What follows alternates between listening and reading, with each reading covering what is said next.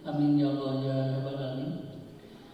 Baik, ketemu dengan Bapak pada mata kuliah analisis perancangan sistem informasi. Pertama-tama Bapak akan perkenalkan terlebih dahulu nama Bapak seperti yang terpampang di slide. Nama Bapak adalah Yudi Sarita Arifin. Bapak mengampu mata kuliah analisis perancangan informasi dan juga mata kuliah komunikasi data yang difokuskan pada Cisco. Pada mata kuliah analisis perancangan informasi ini, kita pertama kali akan membuat kontrak kuliah terlebih dahulu. Seperti apa kontrak kuliah? Yang pertama adalah masalah penilaian.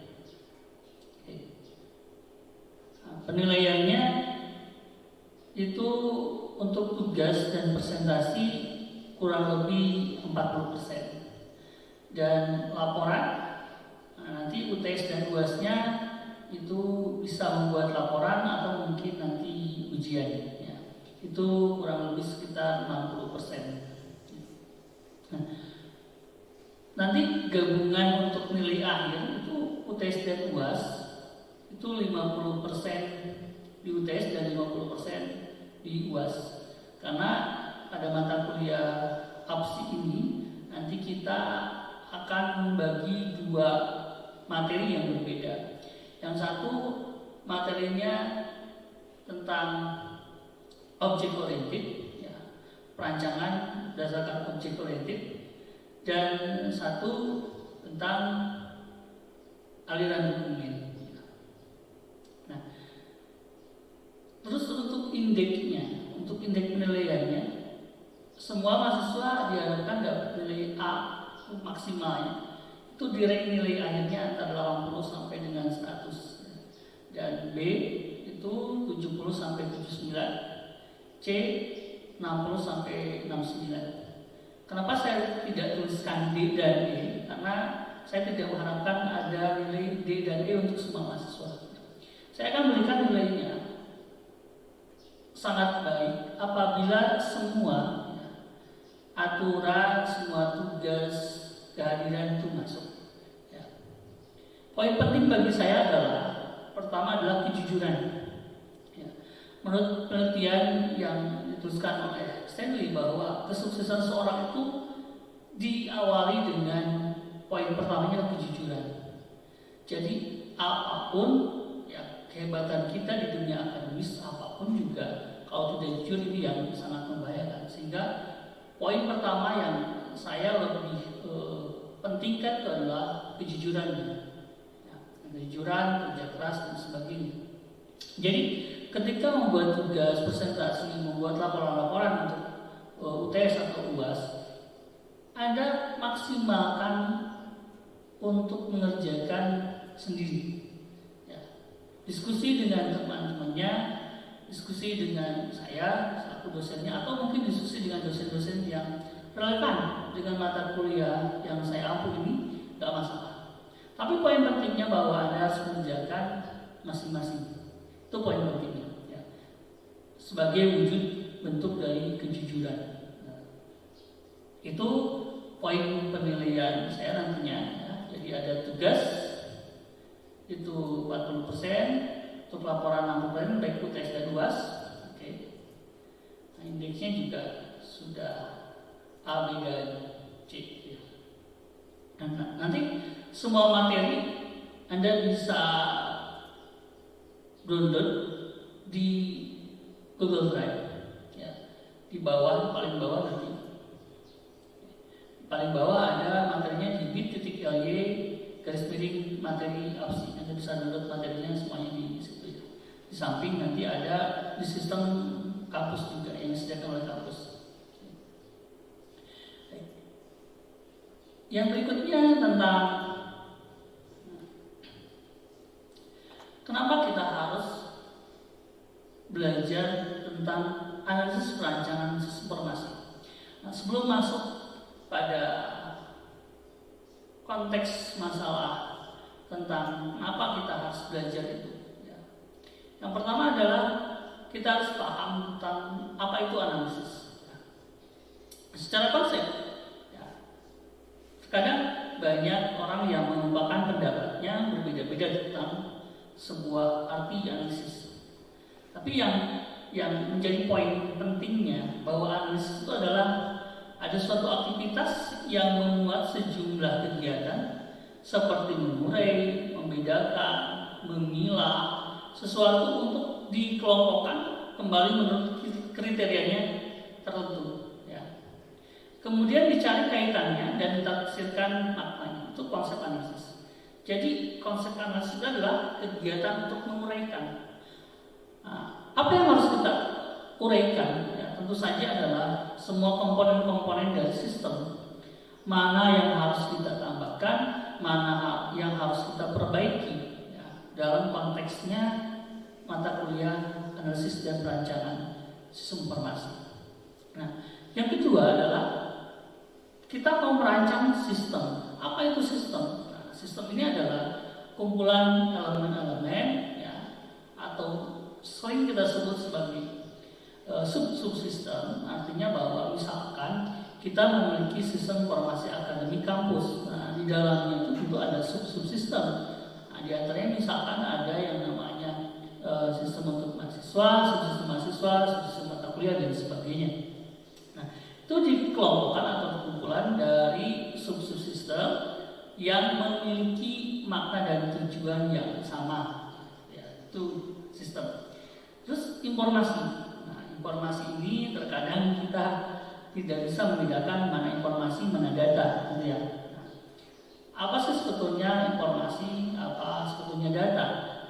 Nah, pada poinnya informasi adalah pengolahan data. Nah, pengolahan data itu sendiri adalah bisa kejadian, ya, kejadian tertentu, bisa berupa kata, bisa benda, bisa yang lainnya. Tapi belum bermakna kalau data. Nah, sementara informasi adalah pengolahan data, ya, sehingga menjadi sesuatu yang berguna. Berguna bagi siapa? Ya, bagi penggunanya, itu informasi. Ya. Sehingga kita harus memiliki yang namanya informasi yang baik itu seperti apa. Ya. Nah, yang pertama dari segi kualitas. Informasi itu harus memenuhi syarat. Yang pertama misalkan informasi itu harus akurat. Nah, jadi informasi tidak boleh mengandung kesalahan-kesalahan sekecil apapun. Ya.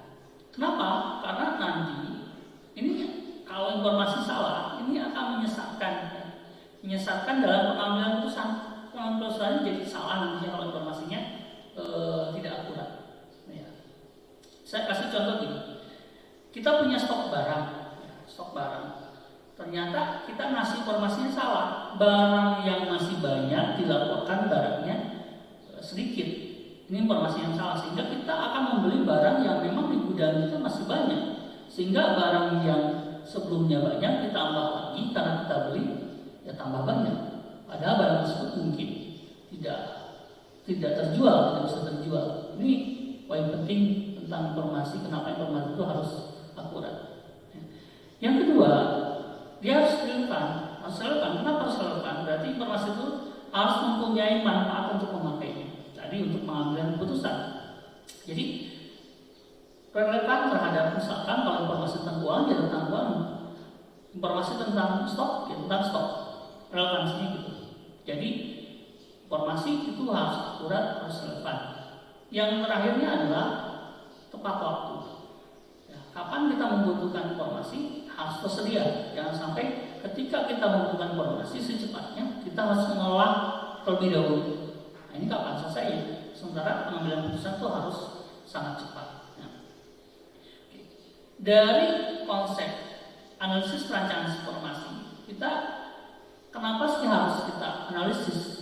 Ya, kenapa kita harus rancang sistem informasi tersebut pada konsep APSI ini? Ya. Kita memiliki sistem yang ada. Sistem itu bisa sudah komputerisasi, bisa juga belum komputerisasi. Ya. Kedua-duanya mungkin ada baiknya atau mungkin ada kekurangan-kekurangannya.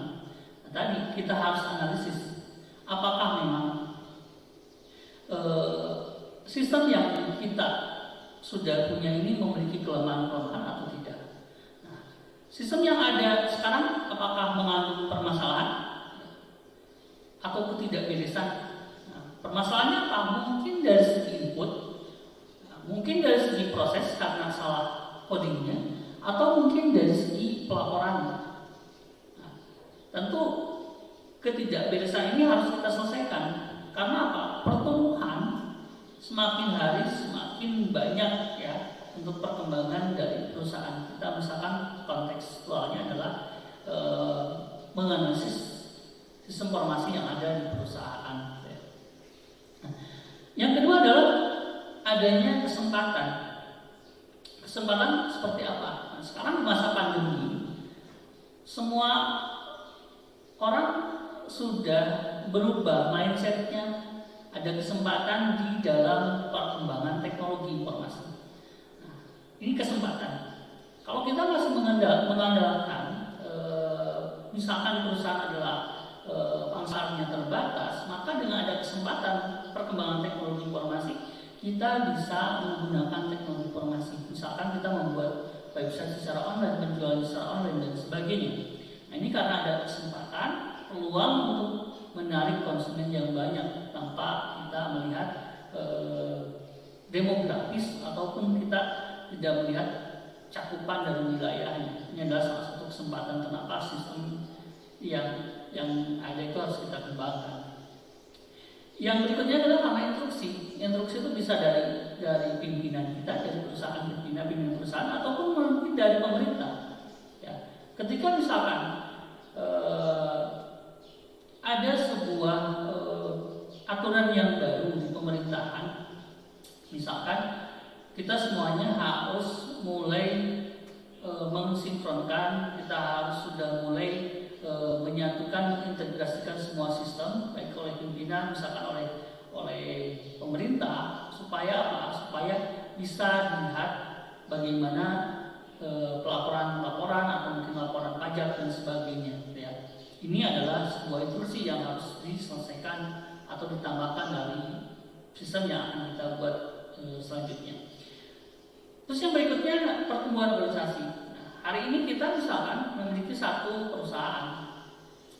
Lambat laun misalkan perusahaan kita berkembang, punya 10 di Jawa ada 1, di Sumatera ada 1, di Kalimantan 1, Sulawesi ada 1, misalkan di Bali dan di Papua semuanya 1. Nah, kalau kita tidak bisa menggunakan teknologi informasi, tidak mungkin kita bisa mengontrol perusahaan kita dengan baik. Ya. Maka dengan menggunakan sistem yang baru, ada kesempatan pertumbuhan teknologi yang baru, maka kita bisa memanfaatkan teknologi informasi untuk mengontrol perusahaan-perusahaan. Nah, itu perlunya pengembangan sistem. Ya. Nah, di sini misalkan ketika sistemnya sudah berkembang, ya, sudah ada perbaikan sistem, muncul sistem yang baru. Ya. Apa yang kita harapkan dari sistem yang baru kita? Yang pertama adalah tentu saja performanya, kinerjanya. Ya. Jadi harapannya kinerja sistem kita itu lebih baik, lebih handal. Ukurannya misalkan dari waktu.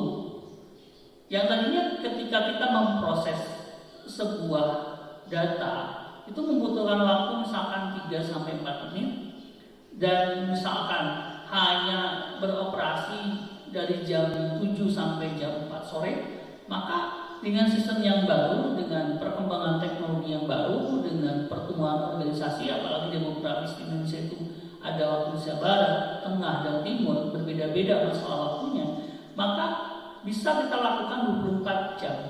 Itu harapan dari stakeholder di perusahaan misalnya.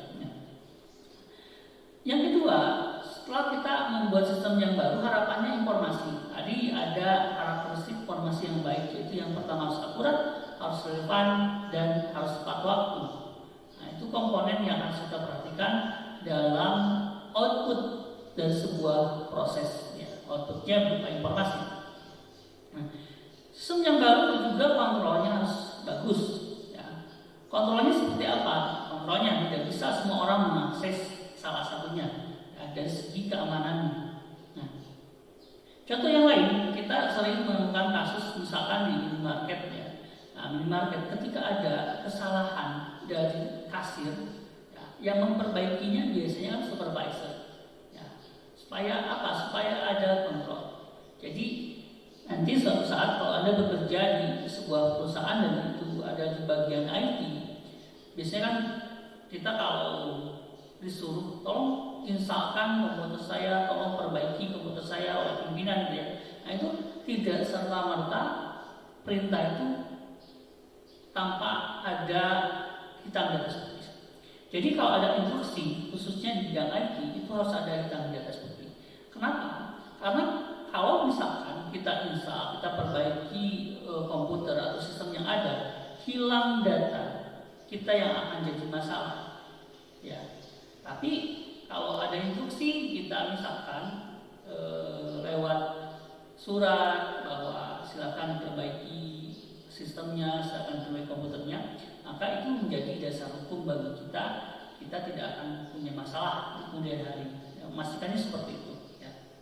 Jadi itu sistem yang baru kontrolnya harus lebih baik lagi. Jadi harus ada pengamanan dari menggunakan autentikasi, ada username dan password masing-masing memilikinya dan ada hak otorisasinya. Tidak bisa semua orang bisa mengakses sistem yang ada di perusahaan kita. Terus sistem yang baru itu harus efisien. Efisien itu tentu saja ini dari efektivitas dari biaya misalnya. Jadi biasanya biaya yang kita keluarkan untuk menggunakan sistem yang lama itu misalkan 1 juta, maka dengan sistem yang baru itu harus turun. Kenapa harus turun? Ya, misalkan biasanya kalau pelaporan itu menghabiskan anggaplah 1 ring kertas. Kita hitung efisiensinya. Nah, dengan pelaporan misalkan hanya poin-poin tertentu saja yang kita cetak. Misalkan hanya butuh 10 lembar. Nah, kebayang pelaporannya. Kalau misalkan dalam satu bulan itu pelaporan membutuhkan 3 ring, 1 ring 50.000, berarti 150.000 dikali misalkan 10 bulan. Nah, 10 bulan supaya lebih mudah, 1,5 juta. Ya. Tapi dengan pelaporan yang sesuai keinginan dari stakeholder itu mungkin saja cuma habis 1 ring setahun. Nah, sehingga sistem yang baru diharapkan bisa lebih mengurangi biaya operasional. Nah, ya, jadi inilah kesempatan di masa pandemi ini semuanya serba menggunakan teknologi informasi, termasuk perkuliahan. Hari ini kita menggunakan teknologi informasi. Nah, ini yang paling penting, poin yang pentingnya. Kenapa poin penting? Jadi kita bisa melakukan kegiatan-kegiatan yang lain, juga bisa melakukan perkuliahan. Nah, ini kan sangat luar biasa ya. Jadi perkuliahan tetap berjalan, mungkin aktivitas yang lainnya juga bisa berjalan, bisa berbarengan atau mungkin bisa setelahnya. Nah, ini mungkin yang perlu kita kembangkan di masa yang akan datang, bahwa perkuliahan ya, kampus tidak memerlukan bangunan yang besar, tidak perlu memerlukan fasilitas yang luar biasa walaupun itu penting, tetapi dengan perkembangan teknologi informasi saat ini kita bisa melakukan perkuliahan, bisa menggunakan tatap muka di kampus, bisa menggunakan tatap muka di dunia maya, atau mungkin kita menggunakan sarana media informasi seperti YouTube.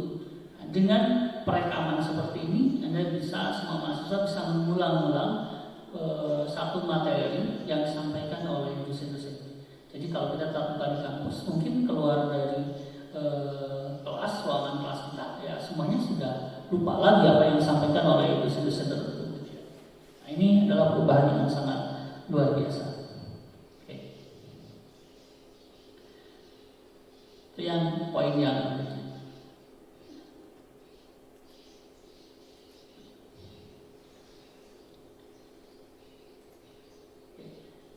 Yang berikutnya saya akan membahas tentang sistem development life cycle. Ya, ini adalah siklus hidup pengembangan sistem. Jadi menurut Kenneth E. Kendall, ya, ini dalam bukunya APSI yang diterbitkan tahun 2006, bahwa sistem development life cycle adalah suatu pendekatan yang memiliki tahap atau bertahap untuk melakukan analisa dan membangun suatu rancangan sistem dengan menggunakan siklus yang lebih spesifik terhadap kegiatan penggunanya. Jadi siklus hidup pengembangan sistem itu terdiri dari tahapan-tahapan. Nah, tahapannya seperti apa? Nah, ini tahapan dari SDLC. Yang pertama adalah adanya project planning. Nah, yang kedua adalah sistem analis. Yang berikutnya adalah sistem design. Ada construction atau implementasi, ada integration and testing, dan terakhir adalah maintenance. Nah, pada project planning, di awal bahwa ketika sistem yang sedang kita pergunakan saat ini, setelah kita analisis ada permasalahan atau tidak, ya. Jadi bukan hanya ada permasalahan, tapi permasalahan itu ada mungkin ada masalahnya, ada mungkin karena instruksi, ada mungkin juga karena pertumbuhan organisasi kita, ya. Nah, itu sangat penting, ya. Jadi ketika kita melihat bahwa ada enggak pengembangan sistem yang ada sekarang, kita mau kembangkan lebih baik lagi, karena mungkin tadi perkembangan organisasi kita semakin maju, mungkin ada kesempatan-kesempatan tentang pengembangan teknologi. Nah, maka tahap pertama adalah kita harus memiliki yang namanya project planning, rencana project. Di bagian mana kita harus mengembangkan sistemnya, bagian mana kita harus memperbaiki sistemnya. Ya, jadi kenapa seorang analis ini sangat penting? Pada tahap berikutnya adalah sistem analis. Misalkan kita sudah menemukan ada poin tertentu, ya, dalam sistem kita yang harus kita perbaiki atau kita tambahkan. Nah, yang langkah selanjutnya adalah sistem analis. Nah, seorang analis itu dia harus pintar, jangan sampai salah, gitu ya. Nah, saya suka mencontohkan seperti ini, ya. Ketika kita punya kendaraan bermotor misalkan, ya, tiba-tiba bermotor itu mogok di tengah jalan, ya, mogok di jalan, ya. Maka saya sering menanyakan ke mahasiswa sebelumnya bahwa penyebab motor kita mogok itu apa? Mereka banyak menjawab, pertama, walaupun iseng jawabannya, pertama, Pak, mungkin bannya bocor, ya. Kok motor kita mogok, ya? Jawaban yang pertama adalah, Pak, mungkin bannya bocor. Yang kedua, mungkin remnya blong. Yang ketiga, mungkin businya mati. Yang keempat, mungkin mesinnya yang rusak, ya, dan sebagainya. Banyak sekali jawabannya. Jawabannya ada yang serius, ada yang kadang-kadang bercanda. Motor kita mogok, jawaban pertama tadi bannya bocor. Nah, kalau kita salah, ini kita mempelajari, kalau kita salah menganalisis suatu permasalahan, maka dua hal yang menjadi dampaknya. Pertama, kesalahan dari segi analisis adalah waktu yang terbuang, ya. Yang kedua adalah biaya. Nah, seperti contohnya tadi, ketika ada motor kita mogok, bannya harus diganti. Mengganti ban ada waktu yang dibutuhkan dan ada biaya. Nah, apakah motor kita bisa jalan ketika bannya kita ganti? Tidak. Jawabannya, kenapa? Salah dalam menganalisis. Termasuk tadi yang rem. Yang ketiga, businya udah diganti businya, tapi tetap juga tidak jalan. Oh, mungkin mesinnya yang mati atau rusak. Wah, sudah dibongkar pasang, mesinnya tetap nggak jalan. Nah, jadi analisis itu itu harus bertahap dari mulai yang kecil sampai yang terbesar, ya. Atau mungkin yang umumnya terlebih dahulu, baru ke yang khususnya. Ya. Ya. Jadi ketika motor kita mogok, hal pertama yang harus kita cek adalah apakah bensinnya ada atau tidak. Itu yang harus kita analisis dari yang umumnya. Oh ya, bensinnya misalkan habis, kita masukkan bensinnya. Itu langkah yang pertama. Masih tetap gak nyala. Oh mungkin akinya yang sudah nggak bagus, kita bisa cek dulu. Ya, jadi sebelum kita ganti harus kita cek. Nah, kalau kita nggak cek, ya kita bunyikan klakson, kita coba hidupkan starternya bagus apa enggak gitu ya. Ini bukan urusan maju atau tidaknya, tapi kita harus tetap menganalisis part bagian demi bagian gitu ya. Nah, sehingga apa? Tadi biaya yang kita keluarkan itu relatif lebih kecil. Karena apa? Analisis kita tetap tepat sasaran. Dan yang kedua adalah masalah waktu. Jadi waktu yang kita pergunakan tidak terbuang sia-sia, gitu ya. Memang fokus pada permasalahan yang setelah kita analisis. Ya. Nah, jadi pada tahap analisis, seorang analis ini harus smart. Ya. Harus memang smart itu bukan berarti harus cerdas saja, tetapi juga komunikatif. Jadi komunikasinya harus bagus.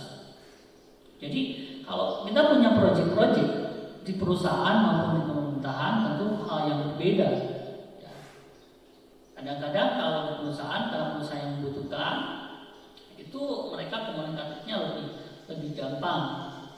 Nah, mungkin di perusahaan yang lain komunikasinya yang agak sedikit kurang, ya. Ini yang menyebabkan proyek pengembangan sistemnya agak sedikit terhambat. Nah, ya. Maka seorang analis ini itu harus lebih komunikatif dan smart. Nah, jadi yang paling penting dalam membuat sistem itu adalah harus UCD, User Centered Design. Jadi harapan keinginan user itu yang harus kita dahulukan. Walaupun mungkin tidak semua user itu memahami tentang sistem yang akan kita kembangkan, sistem yang permasalahan sistem yang ada sekarang itu tidak semua orang itu memahaminya. Makanya seorang analis ini harus bisa menjelaskan, ya, dengan beberapa pemodelan. Ya, nanti pada tahap berikutnya kita akan membahas tentang pemodelan sistemnya, ya, seperti apa yang tepat untuk proyek yang akan kita buat. Ya. Ya. Kita bikin yang namanya SKPL, ya, spesifikasi kebutuhan perangkat lunak pada tahap sistem analisis ini. Berikut softwarenya apa yang harus kita perlukan, ya, hardware apa saja yang kita perlukan pada tahap sistem analisis. Terus ada tahap yang namanya sistem desain. Nah, sistem desain ini berarti kita merancang antarmuka dan database. Nah, antarmuka itu harus kita rancang di awal. Nah, lewat apa? Lewat informasi yang didapatkan pada saat sistem analisis, pada tahapan sistem analisis. Ini yang sering sekali mahasiswa kurang tepat dalam membuat interface. Jadi interface yang baik itu dia harus sesuai keinginan user dan memang harus konsisten. Ya. Maksud konsisten seperti apa? Jangan sampai dari segi warna misalkan pada pom tertentu warnanya biru, pada pom tertentu warnanya jadi pink, pada pom tertentu warnanya jadi biru, merah dan sebagainya. Tapi kalau kita konsisten, kita gunakan perpaduan warna yang lebih lebih kontras. Ya. Sebelumnya harusnya pada mata kuliah sebelum absi ini Anda semuanya mendapatkan mata kuliah tentang bagaimana cara mengelola atau menampilkan warna di dalam sebuah pom. Ya. Jadi perpaduan warna itu penting, ya. Sehingga harus kontras, ya. Supaya tidak lelah mata kita. Nah, Itu yang paling penting. Jadi penempatan setiap form juga harus ada konsisten. Ya, sebagai contoh, saya menyebutkan sebuah software misalkan aplikasi Microsoft Office. Nah, di Microsoft Office, baik kita menggunakan Word, Excel, PowerPoint, pasti menu file itu ada di sebelah kiri kita. Gak pernah Word sebelah kiri, kalau PowerPoint sebelah kanan, misalkan Excel di tengah-tengah, tapi semuanya sebelah kiri. Kenapa? Untuk memudahkan supaya user itu mudah mempelajarinya. Ya, kalau terus diulang-ulang maka user itu akan cepat belajarnya.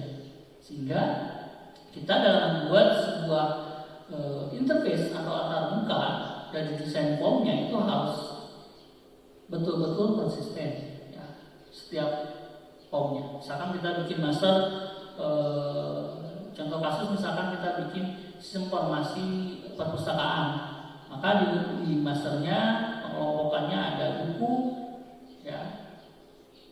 Misalkan grid kita ada di bawah, tombol navigatornya ada di tengah, maka untuk desain form untuk anggota, desain form untuk pengelola juga harus sama dengan desain form untuk buku. Ya, yang membedakan adalah field masing-masing tabelnya. Ya, tapi kalau desain antarmukanya harus konsisten supaya si user mudah, gitu ya. Itu yang paling penting pada sistem desain. Yang kedua adalah kita harus membuat desain database. Nah, pada mata kuliah basis data tentu semua mahasiswa sudah memahami tentang basis data. Ya, kita harus bikin desain basis datanya. Ya, kita harus menentukan mana yang menjadi kandidat key-nya, ada primary key, ada secondary key, dan sebagainya. Ya.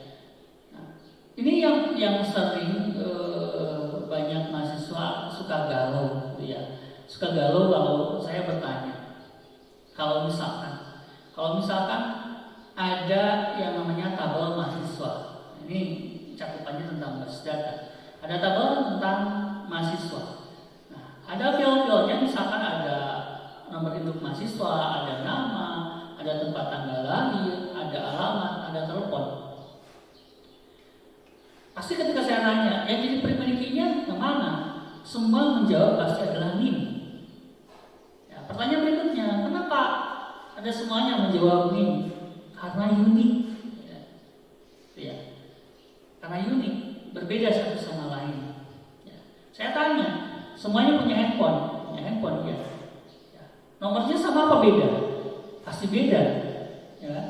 Kenapa nomor telepon nggak dijadikan sebagai primary key di setiap mahasiswa? Mulailah mahasiswa itu galau. Mungkin jawabannya ya, mungkin jawabannya tidak. Punya alasan. Pak, kan kalau nomor telepon itu bisa ganti-ganti. Anggap tidak diganti sama sekali selama kuliah di kampus. Ya. Selama kuliah di Al-Masum, Anda tidak pernah ganti nomor HP Anda. Ya.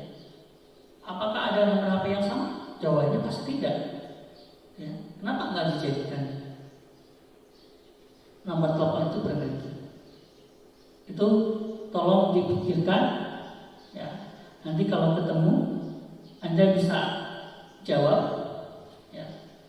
Kalau bisa menjawabnya alasannya seperti apa, nanti ada penilaian tertentu. Jadi pertanyaan saya, ketika kita punya tabel mahasiswa, ada fieldnya, ada NIM, nama, alamat, tempat tanggal lahir, dan nomor telepon. Kenapa Anda milih primary key-nya NIM? Kenapa nggak nomor telepon? Padahal nomor telepon Anda semuanya nomor HP-nya beda-beda. Nah, kenapa nggak dipakai nomor telepon? Anggap saja nomor HP itu Anda pakai sampai dengan seumur hidup lah, misalkan seperti itu. Ya. Selama dia di kampus, ya, selama kuliah di kampus, Anda menggunakan nomor handphone itu. Ya. Kenapa tidak kita gunakan predikasinya nomor telepon? Itu mohon dipikirkan ya, tentang database. Di dalam database juga kita harus memastikan relasi antar tabel. Ya, kita harus paham. Ya. Jadi harus sampai dengan Anda sudah pernah belajar tentang normalisasi. Ya, ada normalisasi ke-1, ke-2, ke-3. Minimal ketika kita membuat database, kita harus minimalnya bisa normal ke normalisasi yang ketiga. Ya. Itu yang paling penting. Terus yang berikutnya yaitu adalah construction atau implementasi. Jadi kita harus membuat yang namanya pengkodean program. Jadi setelah kita bikin antar mukanya, kita bikin database-nya, basis datanya, maka untuk menghubungkan interface dan database-nya itu harus ada yang namanya pengkodean. Ya. Harus ada yang namanya validasi. Ya.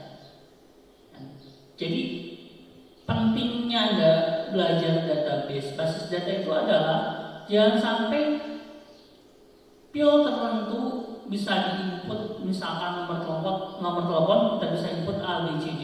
Tentu harus kita bikin validasinya, harus bikin tipe datanya seperti apa, lengthnya, max lengthnya berapa. Jangan sampai misalkan kita kasih max lengthnya 10 tapi bisa kita input adalah misalkan 12 digit.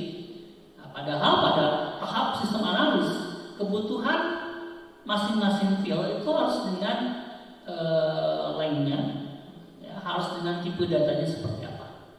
Nah itu penting.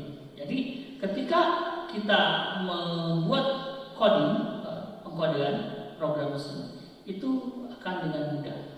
Nah, baru pada tahap berikutnya ada yang namanya integration and testing. Jadi mengintegrasikan sistemnya dengan sistem-sistem yang lain dan testing. Testingnya nanti kita bikin, misalkan kita testingnya ada white box, ada black box. Ya. Nah, ini kita pahami pada pertemuan selanjutnya tentang testing. Kenapa testing itu penting? Dan testing ini adalah sebuah pekerjaan. Jadi tester itu harus memiliki yang namanya sertifikat untuk ngetes. Apa yang kita tes? Yang kita tes adalah yang pertama adalah interface, yang kedua adalah logical. Nah, makanya muncul white box sama black box. Interface, apa yang kita tes? Tadi misalkan nomor telepon, apakah misalkan kita bisa masukkan nggak ABCD? Kalau bisa masukkan ABCD berarti bahwa sistem yang kita buat masih belum tepat. Ya.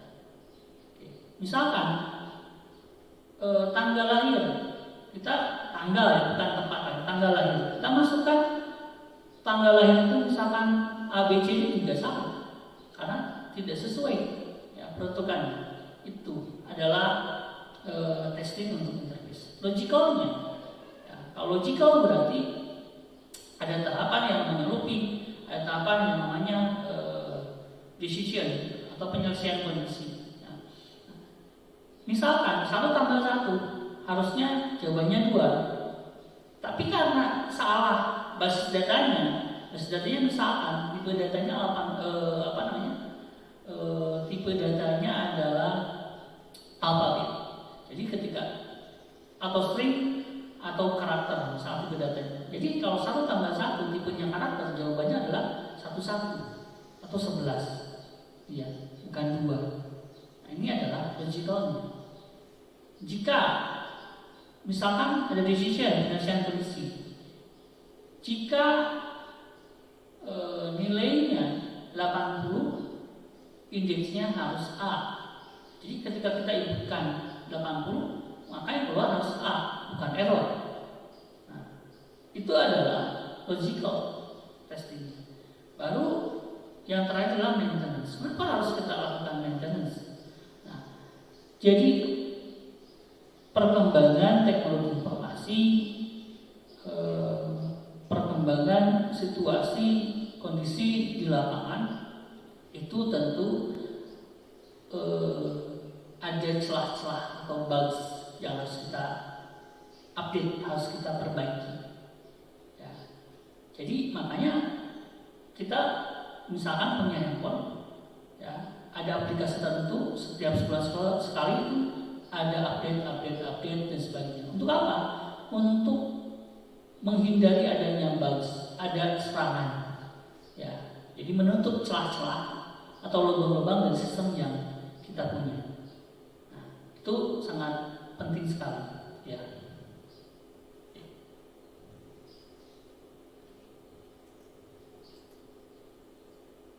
Nah, tadi saya bilang bahwa kita akan membahas tentang model pengembangan sistem. Ya. Model pengembangan sistem itu ada waterfall, ada spiral, ada prototype, ada rational unit process. Nah, masing-masing nanti saya akan bahas yang sering pada tahapan ini ya. Pada tahapan ini saya akan bahas model pengembangan sistemnya adalah waterfall. Tapi nanti saya harapkan bisa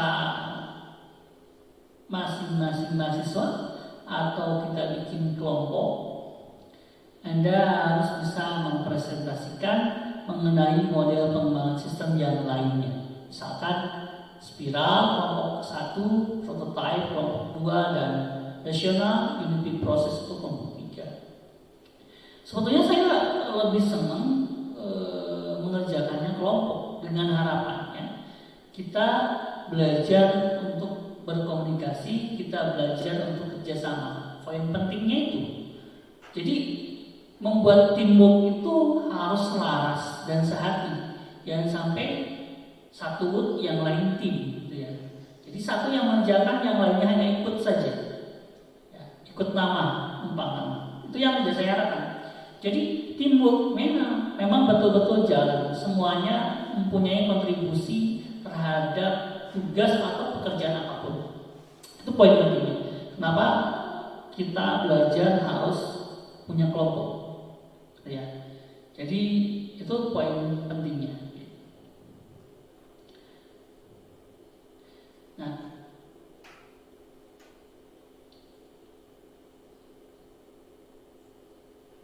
itu yang materi pendahuluan yang bisa saya sampaikan.